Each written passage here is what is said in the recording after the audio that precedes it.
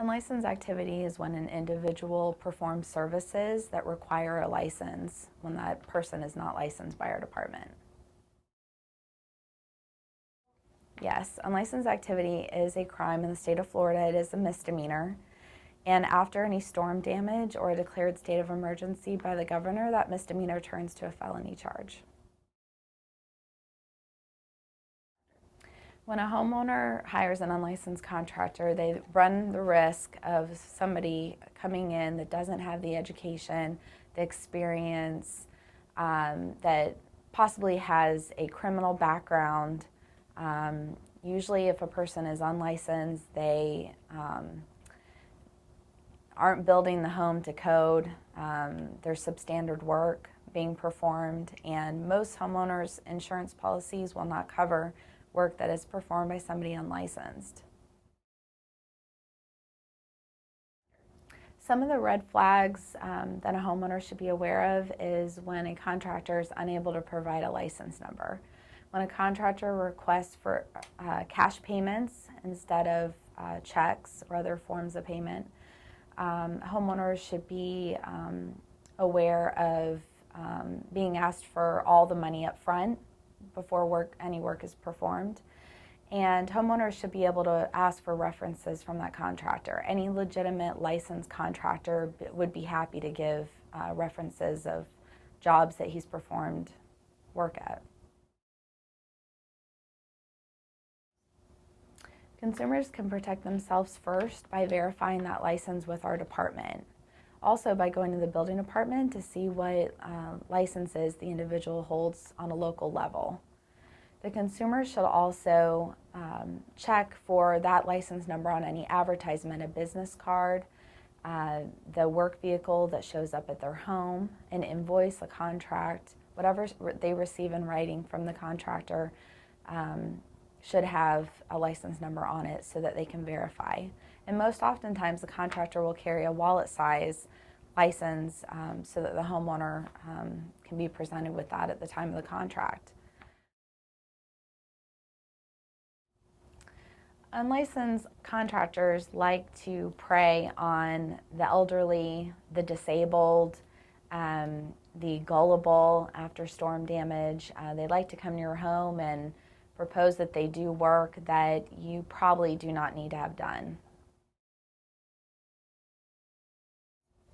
Well, consumers should first check the license with our department.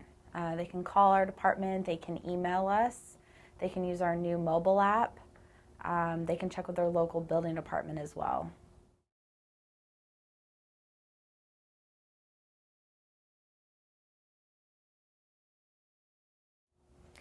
Well, the contractor's licenses will have a prefix at the beginning of the number, and it should not have numerous zeros before the license number. That's usually a local business tax license, and that does not allow them to perform contracting services.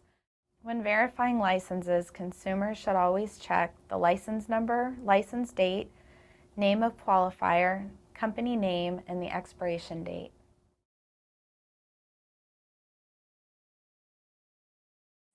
Oftentimes, homeowners will get confused on a occupational or what's now called a business tax license being enough for a contractor to perform services, and that is not considered a contractor's license.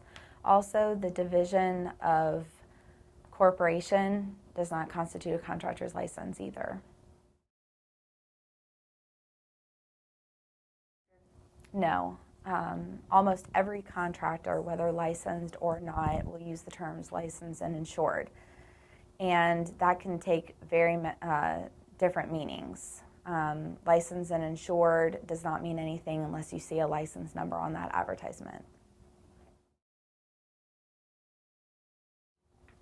We oftentimes see individuals that are stating that they're handymen, and the department does not license handymen. There are a lot of contracting services that a handyman cannot perform, such as roofing, plumbing services, electrical, air conditioning services, windows, door replacements, pool services and repairs cannot be performed by handymen. The services that we see being performed after storm damage include roofing, air conditioning, plumbing, rewiring of homes, windows and door replacements. Well, the department's made reporting very efficient. We have our new mobile app is a great way to report unlicensed activity, especially anonymously. We also have our toll-free unlicensed activity hotline that's manned 8 to 5, and we have analysts that will take the complaints right over the phone. That's another great way to be anonymous and report unlicensed activity. We have regional inboxes so people can email us, and we have the traditional fax and mail.